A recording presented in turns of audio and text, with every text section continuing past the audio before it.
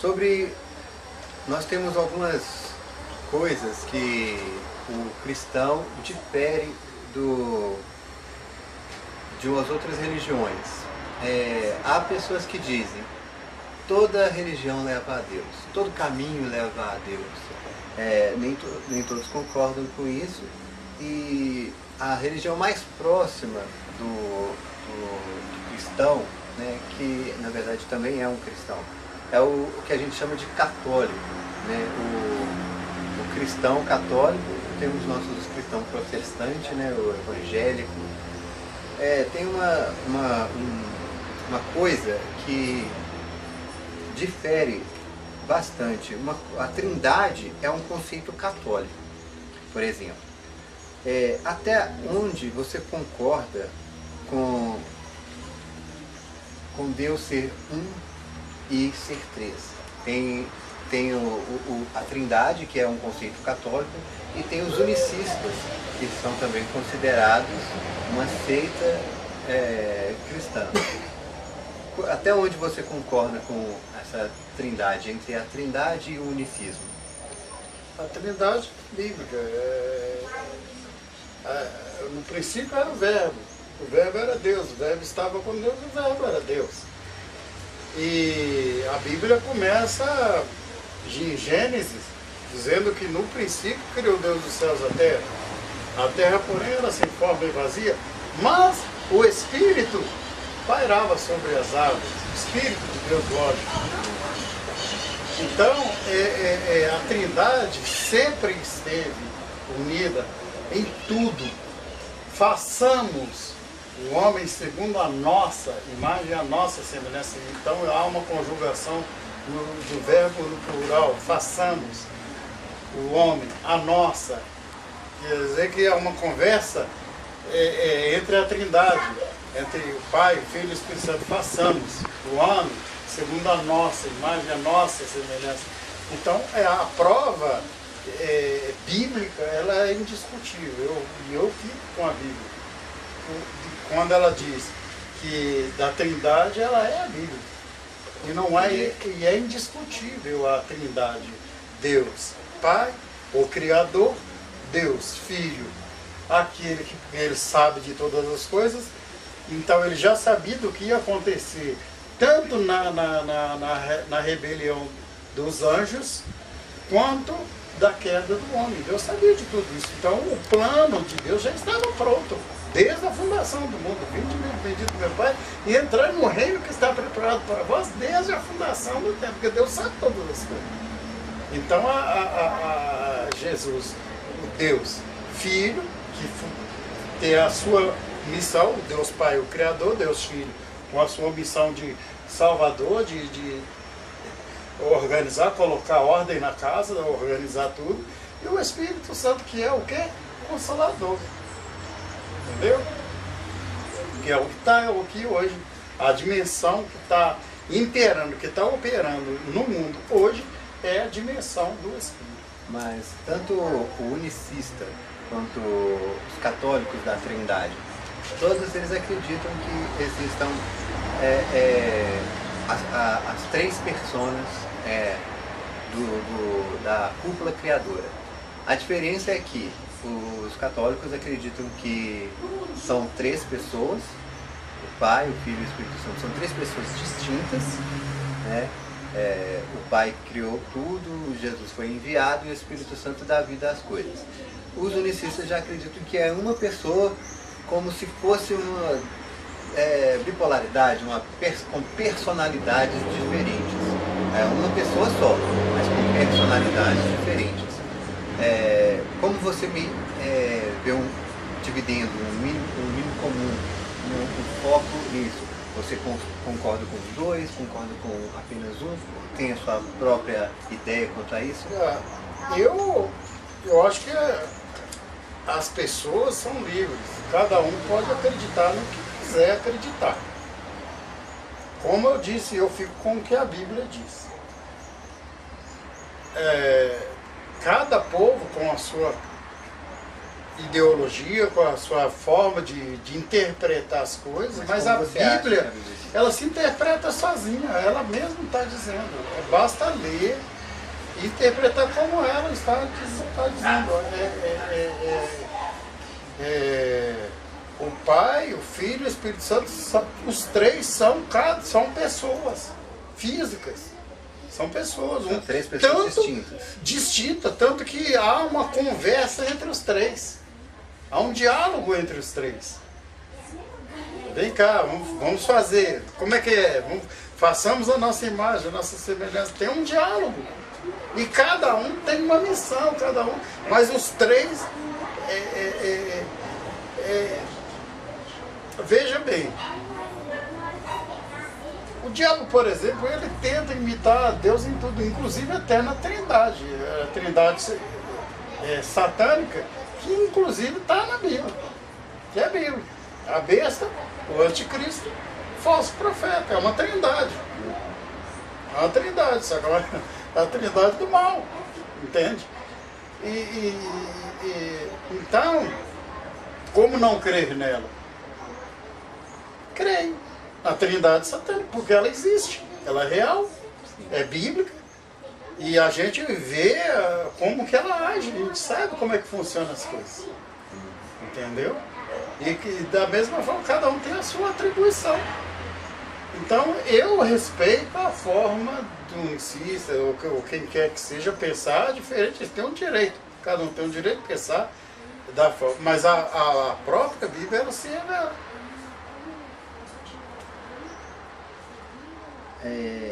Falando sobre os unicistas e os católicos e até outras coisas, os cristãos, na época que veio Jesus, já foram considerados como uma seita, né? A seita dos nazarenos. Como você define uma seita? A seita é diferente de uma religião. A seita é mais aquela coisa de que não tem... vai mais pelo lado da heresiologia. Que ela não tem uma base, né, bíblica. A seita é uma seita baseada no que um homem diz.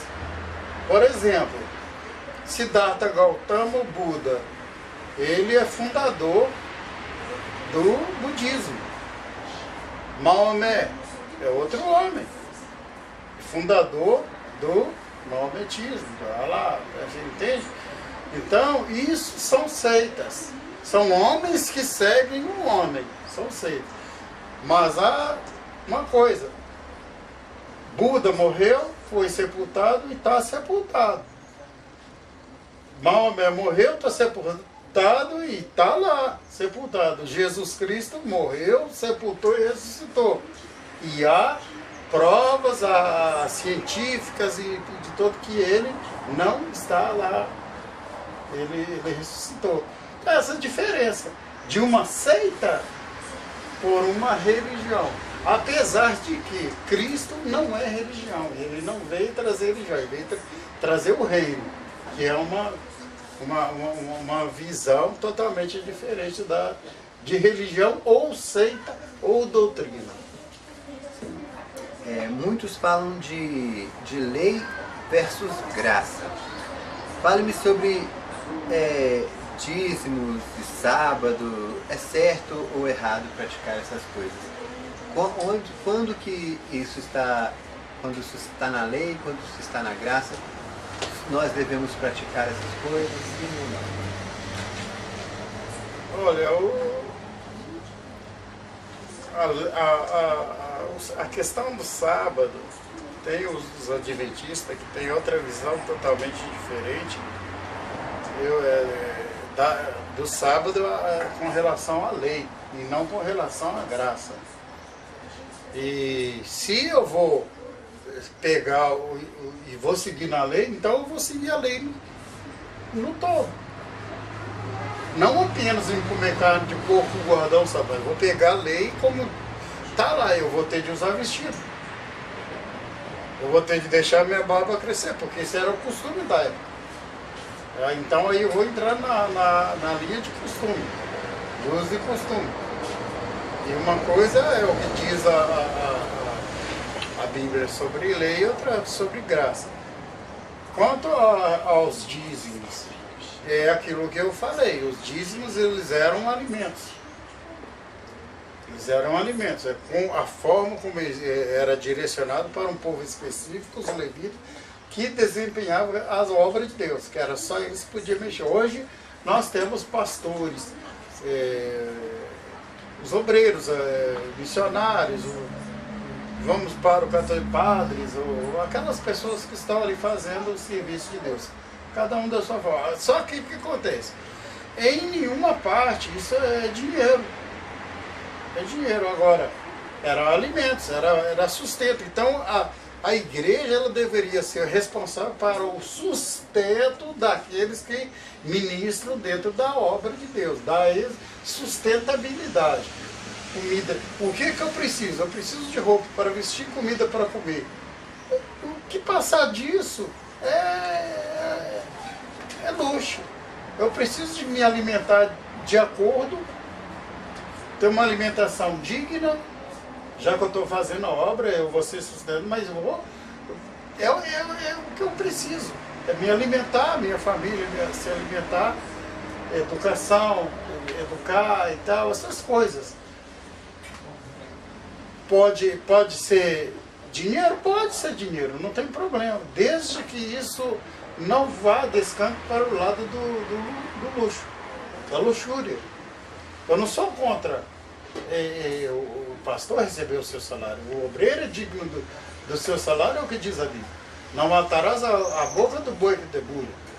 Eu não estou questionando o pastor, o padre, o rabino, quem quer que seja que ministre, faz a obra de Deus e receber o seu salário. O que eu sou contra é o mau uso. É a pessoa, eu ser o pastor, você ser o membro, você trabalhar lá de pedreiro, de cerveja, de lavadeira, e me sustentar e eu pegar carro de luxo, carro do ano, trocar de carro, tudo. Eu não tenho necessidade disso. Eu preciso do essencial para me viver e fazer a obra. E de graça eu recebi, de graça eu vou dar. Eu não preciso de mais do que isso. Eu preciso do essencial para mim fazer a obra. Me viver dignamente, não passar fome, não passar necessidade. Ter um carrinho para mim lá fazer. Não precisa ser um Ferrari, uma Mercedes. Não, eu preciso ter um carro normal para me atender a fazer a obra. E fosse naquela época, eu precisava de um burrinho, de um cavalo, de um jegue, sei lá. Entende? É o essencial. A igreja apostólica era assim, eles andavam a pé. Eles andavam de barco, eles atravessavam de um lado da Macedônia, de um rio, do outro barco, sujeito a maremotos, entende? A muitas coisas.